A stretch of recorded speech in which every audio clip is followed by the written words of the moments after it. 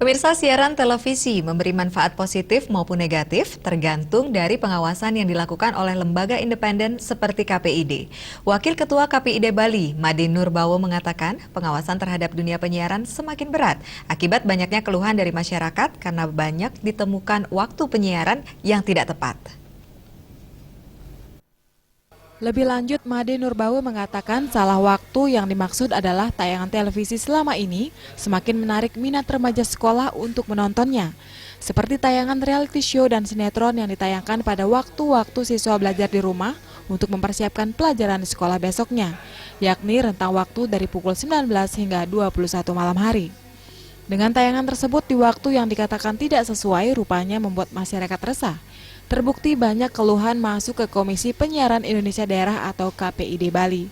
Sehingga menurutnya menjadi kerja berat KPID ke depan untuk mengawal aspirasi masyarakat tersebut. Siaran-siaran yang misalnya gini, siaran yang banyak dikeluhkan justru ditayangkan pada jam-jam yang di situ jam-jam masyarakat kecil, masyarakat pelajar banyak menonton.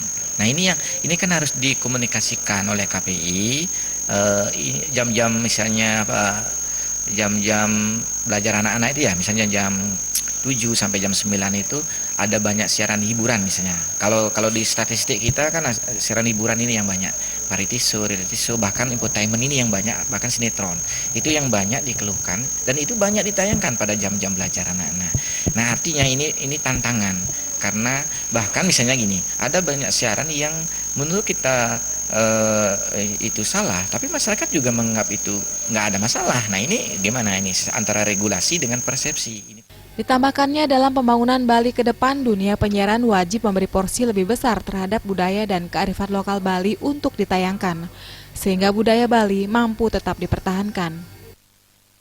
Jaya dan Alit Setiawan, Bali TV.